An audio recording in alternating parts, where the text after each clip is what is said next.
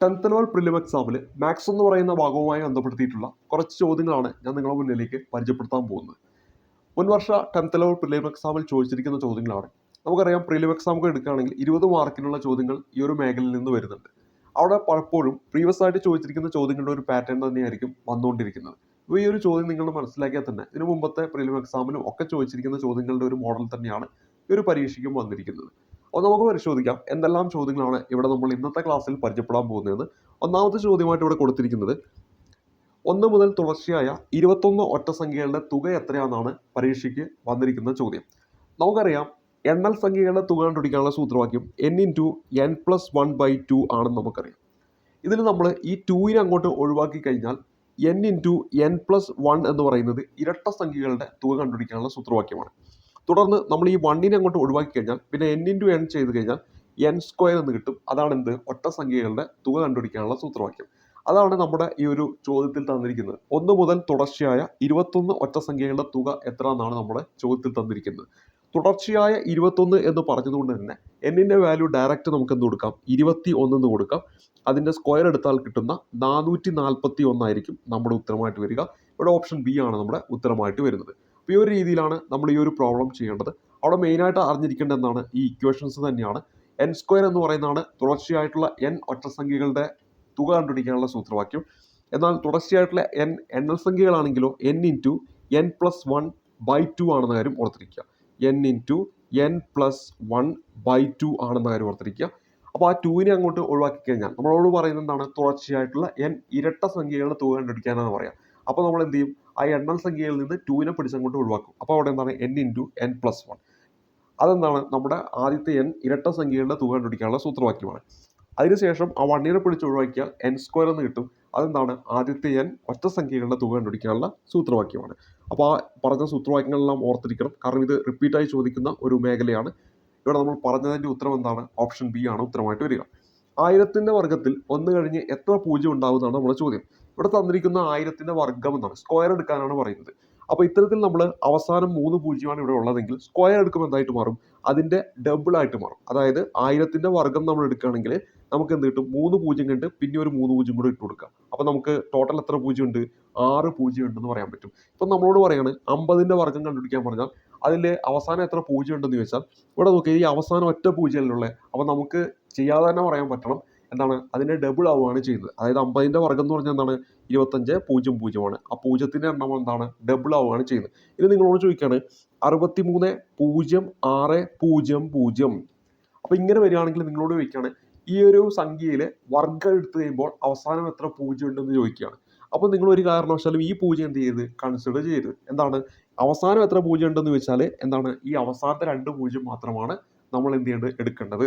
എന്നിട്ട് അതിൻ്റെ വർഗ്ഗം എടുക്കുമ്പോഴോ ഈ 2 പൂജ്യത്തിൻ്റെ എന്തായി മാറും, ഡബിൾ ആയിട്ട് മാറും. അതായത് ടോട്ടൽ എത്ര പൂജ്യം ഉണ്ടായിരിക്കും, 4 പൂജ്യം ഉണ്ടായിരിക്കും. ആ ഒരു രീതിയിലാണ് ഈ പ്രോബ്ലംസ് ഒക്കെ നമ്മൾ ചെയ്യേണ്ടത്. അപ്പോൾ നമ്മുടെ ഈ ഒരു ചോദ്യത്തിൻ്റെ ഉത്തരമാണ് ഓപ്ഷൻ സി ആണ് നമ്മൾ ഉത്തരമായിട്ട് വരേണ്ടത്. എത്ര പൂജ്യം ഉണ്ടായിരിക്കും, 6 പൂജ്യമാണ് ഉണ്ടാവുക എന്ന കാര്യം ഓർത്തിരിക്കുക. ഇനി അടുത്ത് 90 km/മണിക്കൂർ വേഗത്തിൽ ഓടുന്ന ഒരു വാഹനം ഒരു സെക്കൻഡിൽ എത്ര ദൂരം ഓടും എന്നാണ് നമ്മുടെ ചോദ്യം. നോക്കുക, ഇവിടെ 90 km/മണിക്കൂർ എന്നാണ് കൊടുത്തിരിക്കുന്നത്. എന്താണ് അതുകൊണ്ട് അർത്ഥമാക്കുന്നത്, മണിക്കൂറിൽ 90 കിലോമീറ്റർ എന്നാണ് ഉദ്ദേശിക്കുന്നത്. നമുക്ക് പഠിച്ചിട്ടുള്ളതാണ്, ഒരു km/ഹവറിലുള്ള ഒരു വാല്യൂവിനെ നമ്മൾ മീറ്റർ/സെക്കൻഡിലേക്ക് മാറ്റണമെങ്കിൽ ഈ km/ഹവറിലുള്ള വാല്യൂവിൻ്റെ കൂടെ എന്ത് വെച്ച് മൾട്ടിപ്ലൈ ചെയ്താൽ മതി, 5/18 കൊണ്ട് മൾട്ടിപ്ലൈ ചെയ്താൽ മതി. അപ്പോൾ നമുക്ക് എന്ത് കിട്ടും, km/ഹവറിന് കറസ്പോണ്ടിങ് ആയിട്ടുള്ള മീറ്റർ/സെക്കൻഡിലുള്ള വാല്യൂ കിട്ടും. അപ്പോൾ മീറ്റർ/സെക്കൻഡ് എന്ന് പറഞ്ഞിട്ടുണ്ടെങ്കിൽ എന്താ, പെർ സെക്കൻഡിൽ എത്ര മീറ്റർ. നമ്മളോട് ചോദിച്ചിരിക്കുന്നത് എന്താ, ആ ഒരു വാഹനം ഒരു സെക്കൻഡിൽ എത്ര ദൂരം ഓടും എന്നാണ് ചോദിച്ചിരിക്കുന്നത്. അപ്പോൾ മീറ്റർ/സെക്കൻഡിലേക്ക് മാറ്റിക്കഴിഞ്ഞാൽ നമുക്ക് ആ ഒരു ഉത്തരം അവിടെ നിന്ന് ഡയറക്റ്റ് കിട്ടും. അപ്പോൾ ഇവിടെ നോക്കുക, 90 km/ഹവർ എന്നാണ് തന്നിരിക്കുന്നത്. അപ്പോൾ അതിനെ മീറ്റർ/സെക്കൻഡിലേക്ക് മാറ്റാൻ എന്ത് ചെയ്യും, 90 × 5/80 ചെയ്താൽ മതി. ഇത് എത്ര വട്ടം വെട്ടിപ്പോവാം, 5 വട്ടം പോകും. 5 × 5 എത്രയാണ്, 25 എന്ന് കിട്ടും. അതായത് 25 മീറ്റർ/സെക്കൻഡ് എന്നാണ് നമുക്ക് വരിക. ഇതിനർത്ഥം എന്താണ്, പെർ സെക്കൻഡിൽ 25 മീറ്റർ ആണ് ആ വണ്ടി ഓടുക എന്നാണ് അർത്ഥമാകുന്നത്. അപ്പോൾ ഇവിടെ നമ്മൾ ഉത്തരം എന്താണ് വരിക, ഓപ്ഷൻ ഡി ആണ് ഈ ഒരു ചോദ്യത്തിന്റെ ഉത്തരമായിട്ട് വരിക. ഏതാണ് ഉത്തരമായിട്ട് വരിക, ഓപ്ഷൻ ഡി ആണ് ഉത്തരമായിട്ട് വരേണ്ടത്. അപ്പോൾ തിരിച്ച് നമ്മൾ ഈ മീറ്റർ/സെക്കൻഡിലുള്ള ഒരു വാല്യൂവിനെ തിരിച്ച് km/ഹവറിലേക്ക് മാറ്റാൻ നമ്മൾ എന്ത് ചെയ്താൽ മതി, നമ്മൾ നേരത്തെ km/ഹവറിൽ നിന്ന് മീറ്റർ/സെക്കൻഡിലേക്ക് മാറ്റാൻ വേണ്ടി 5/18 കൊണ്ടാണ് നമ്മൾ എന്ത് ചെയ്തത്, മൾട്ടിപ്ലൈ ചെയ്ത് അല്ലേ 5/18 കൊണ്ടാണ് മൾട്ടിപ്ലൈ ചെയ്ത്. തിരിച്ചാക്കണമെങ്കിലോ നേരെ തിരിച്ച് ചെയ്യുക. 18/5 കൊണ്ട് മീറ്റർ പെർ സെക്കൻഡിലുള്ള വാല്യൂവിനെ എന്ത് ചെയ്താൽ മതി, മൾട്ടിപ്ലൈ ചെയ്താൽ മതി. അതായത് 25 മീറ്റർ പെർ സെക്കൻഡ് ഉള്ള ആ ഒരു വാല്യൂവിനെ നമ്മൾ 80/5 കൊണ്ട് ചെയ്ത് എന്ത് കിട്ടും, 90 കിലോമീറ്റർ പെർ ഹവർ എന്ന് കിട്ടും. മനസ്സിലായെന്ന് വിചാരിക്കുന്നു. ഇനി അടുത്തായിട്ട് നമ്മളിവിടെ പറയുന്നത് 6, 8, 10 എന്നീ സംഖ്യകൾ കൊണ്ട് നിശേഷം ഹരിക്കാവുന്ന ഏറ്റവും ചെറിയ സംഖ്യ എന്നാണ് നമ്മുടെ ചോദ്യം. അതായത് ഇവിടെ എന്താണ് ഉദ്ദേശിക്കുന്നത്, LCM എടുക്കുക എന്നതാണ് ഉദ്ദേശിക്കുന്നത്. അതല്ലെങ്കിൽ ഡയറക്റ്റ് ഓൾറെഡി ഇവിടെ എല്ലാത്തിൻ്റെ അവസാനത്തെ ഡിജിറ്റ് എന്താണ് 0 ആയതുകൊണ്ട് ഈ 10 എന്താണ് ഈ പറഞ്ഞ എല്ലാ നമ്പർ കൊണ്ടും പൂർണ്ണമായിട്ട് ഡിവൈഡ് ചെയ്യാൻ പറ്റും. അതുകൊണ്ട് തന്നെ നമുക്ക് ഇനി 6, 8 മാത്രം നോക്കിയാൽ മതി. അപ്പോൾ ഏറ്റവും ചെറിയ സംഖ്യ എന്ന് പറയുന്നുണ്ട് ഏറ്റവും ചെറുതിലേക്ക് വരിക. അപ്പോൾ 8 വെച്ചിട്ട് 120 ഡിവൈഡ് ചെയ്യാൻ പറ്റും നോക്കാം. നമ്മൾ നോക്കുന്ന സമയത്ത് ഒരു വട്ടം പോവും, 40 പോവും. അപ്പോൾ എന്താണ് അത് പറ്റും, അത് നോക്കുക. ഇനി ഇവിടെ നോക്ക്, ഇവിടെ എത്രയാണ്, 6 ആണ്. 6 നോക്കുമ്പോൾ നമുക്ക് ഡയറക്റ്റ് തന്നെ മനസ്സിലാക്കാൻ പറ്റും 6 വെച്ച് എന്താണ് 120 ഡിവൈഡ് ചെയ്യാൻ പറ്റും. അപ്പോൾ അവിടെ എന്താണ് ഉത്തരമായിട്ട് വരേണ്ടത് ഓപ്ഷൻ എ ആണ്. അതല്ലെങ്കിൽ നമ്മൾ എങ്ങനെ ചെയ്യണം, LCM എടുത്തിട്ട് പോകണം. 6, 8, 10 എന്ന് എടുക്കുന്നു. അപ്പോൾ ഇവിടെ നമ്മൾ 2 വട്ടം എടുക്കുന്നു. അപ്പോൾ ഇവിടെ 3, 4, അതുപോലെ തന്നെ ഇവിടെ എത്രയാണ് 5 വരുന്നു. പിന്നെ നമ്മൾ നോക്കുമ്പോൾ എന്താണ് പറ്റത്തില്ല, ഇനി മുന്നോട്ട് പോകാൻ പറ്റില്ലല്ലോ. അപ്പോൾ 4 20, 20 × 3 60, 60 × 2 120. ആ ഒരു രീതിയിലും ചെയ്യാം. അല്ലെങ്കിൽ ഡയറക്റ്റ് നമ്മൾ എന്താണ് തന്നിരിക്കുന്ന ആ നമ്പറുകൾ തന്നിരിക്കുന്ന ഓപ്ഷനിലെ ഏറ്റവും ചെറുതെടുത്തിട്ട് എന്ത് ചെയ്യുക, അത് ഡിവൈഡ് ചെയ്യാൻ പറ്റുമോ നോക്കുക. അപ്പോൾ അത് പറ്റുന്നില്ലെങ്കിൽ എന്ത് ചെയ്യും, അടുത്ത ചെറുതിലേക്ക് പോവാം. അപ്പോൾ ഇവിടെ 240ലേക്ക് പോവാം. അപ്പോൾ ഇവിടെ നമ്മൾ ഓൾറെഡി 120ലേക്ക് വരുമ്പോൾ 10 കൊണ്ട് ഡിവൈഡ് ചെയ്യാൻ പറ്റും, 8 കൊണ്ട് ഡിവൈഡ് ചെയ്യാൻ പറ്റും, 6 കൊണ്ട് ഡിവൈഡ് ചെയ്യാൻ പറ്റും. അപ്പോൾ നമുക്ക് പറയാൻ പറ്റും 6, 8, 10 എന്നീ സംഖ്യകൾ കൊണ്ട് നിശേഷം വരിക്കാവുന്ന ഏറ്റവും ചെറിയ സംഖ്യ ഏതാണെന്ന് വെച്ചാൽ നമുക്ക് 120 കിട്ടും. ഇനി അടുത്ത ചോദ്യത്തിലേക്ക് വരാം. 3, 4, 5, 6, 8 അങ്ങനെ എഴുതിയിട്ടുണ്ട്. അങ്ങനെയാണെങ്കിൽ ഈ 5ന്റെ നേരെ ഏതാണ് വരിക എന്നാണ് നമുക്ക് നോക്കുമ്പോൾ തന്നെ മനസ്സിലാക്കാൻ പറ്റും. 3ന്റെ ഡബിൾ ആണ് 6, 4ന്റെ ഡബിൾ ആണ് 8. അങ്ങനെയാണ് സ്വാഭാവികമായിട്ടും 5ന്റെ നേരെ എന്താണ് വരിക, 10 ആയിരിക്കും വരിക. ഓപ്ഷൻ സി ആണ് നമ്മുടെ ഉത്തരമായിട്ട് വരേണ്ടത്. രണ്ട് സംഖ്യകളുടെ ലസാഗു 30ഉം 300ഉം ഉസാഗ 10ഉമാണ്. അവയിൽ ഒരു സംഖ്യ 60 ആണെങ്കിൽ മറ്റേ സംഖ്യ എന്നാണ് നമ്മുടെ ചോദ്യം. അപ്പോൾ ഇവിടെ നമ്മൾ പഠിക്കുന്ന ഒരു ഇക്വേഷനാണ് LCM × HCF. LCM × HCF is equal to number 1 × number 2.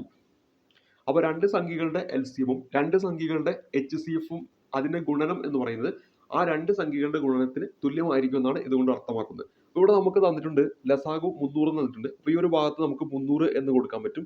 HCF-ന്റെ value ഉസാഗ എന്ന് പറയുമ്പോൾ HCF ആണ്, അത് നമുക്കിവിടെ 10 എന്ന് തന്നിട്ടുണ്ട്. ദാറ്റ് ഈസ് ഈക്വൽ ടു ഒരു നമ്പർ തന്നിട്ടുണ്ട് 60 എന്ന് തന്നിട്ടുണ്ട് ഇൻറ്റു എന്താണ് N2. അപ്പോൾ നമുക്ക് ഈ 60 ഇങ്ങോട്ട് കൊണ്ടുവരികയാണെങ്കിൽ എന്ത് സംഭവിക്കും, ഡിവൈഡഡ് ബൈ 60 എന്നായിട്ട് മാറും. എന്തായിട്ട് മാറും, ഡിവൈഡഡ് ബൈ 60 എന്നായിട്ട് മാറും. ഇത് നമ്മൾ ഇങ്ങനെ കഴിഞ്ഞാൽ ഇവിടെ എന്താണ് 5 വട്ടം പോകും. 5 × 10 ചെയ്താൽ 50 ആണ്. അപ്പോൾ നമുക്ക് ഈ N2ന്റെ വാല്യൂ നമുക്ക് എന്ത് കിട്ടി, 50 എന്ന് നമുക്ക് കിട്ടും. അപ്പോൾ ഇവിടെ നമ്മൾ ഉത്തരമായിട്ട് വരേണ്ടത് ഓപ്ഷൻ ബി ആണ് ഈ ഒരു ചോദ്യത്തിന്റെ ഉത്തരമായിട്ട് വരേണ്ടത്.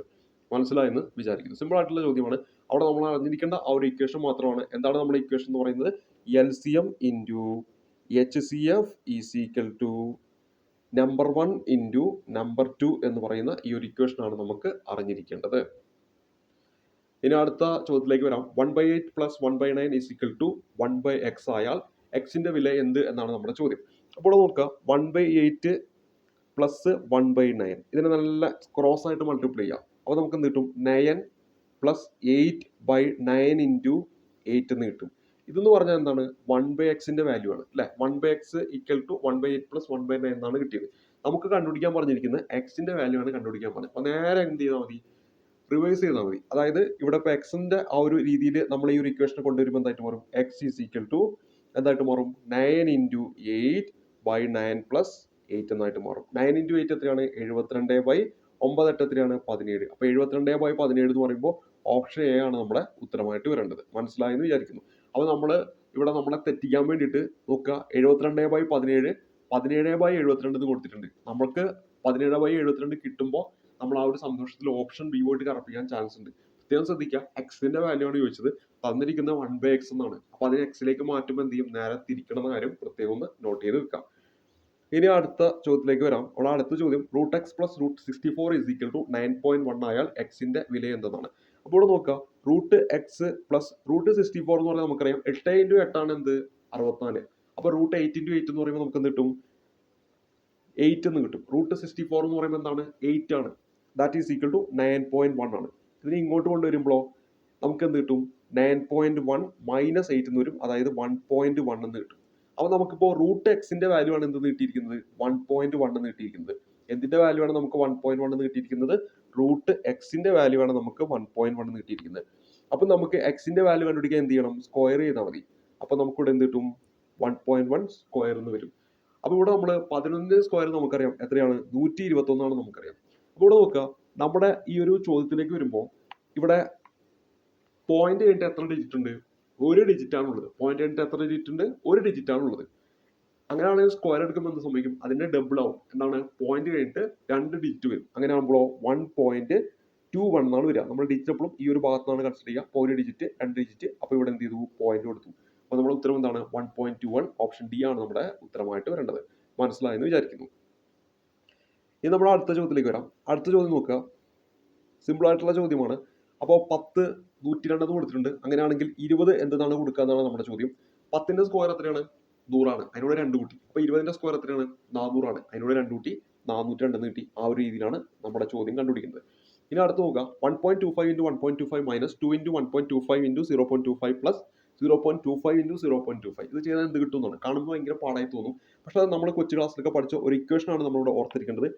A minus B whole square എന്ന് പറയുന്ന ഇക്വേഷൻ ആണ്. ഇതെന്താണ്? A square minus 2ab plus B square എന്നതാണ് നമ്മുടെ ആ ഒരു ഇക്വേഷൻ എക്സ്പാൻഡ് ചെയ്താൽ കിട്ടുക. അതേപോലെ A plus B whole square നമ്മൾ പഠിച്ചിട്ടുണ്ട്. A square plus 2ab plus B square ആണ്. പക്ഷെ ഇവിടെ എന്താണ്? മൈനസ് ആണ് ഇവിടെ വന്നിരിക്കുന്നത്. അതുകൊണ്ട് നമുക്ക് A minus B whole square എന്ന് പറയുന്ന ഇക്വേഷൻ ആണ് ഉപയോഗിക്കേണ്ടത്. ആ ഒരു എന്റെ സ്ഥാനത്ത് നമുക്ക് ഇത് ഏതാന്ന് പറയാം? 1.25 ആണ്. ബിന്റെ സ്ഥാനത്ത് 0.25 ആണ്. നോക്കുക, ഇവിടെ നമ്മൾ 1.25 മൈനസ് 0.25 ഓൾ സ്ക്വയർ എടുത്തു കഴിഞ്ഞാൽ നമുക്ക് എന്താ കിട്ടുക? 1.25 into 1.25 minus 2 into 1.25 into 0.25 plus 0.25 into 0.25. ആ ഒരു രീതി തന്നെയല്ലേ? അപ്പൊ നമുക്ക് ഈ ഒരു ഇക്വേഷൻ എങ്ങോട്ട് മാറ്റാം? ഈ ഒരു രൂപത്തിലേക്ക് മാറ്റാം. എന്താണ്? 1.25 മൈനസ് 0.25 ഓൾ സ്ക്വയർ എന്നാക്കിയിട്ട് മാറ്റാൻ പറ്റും.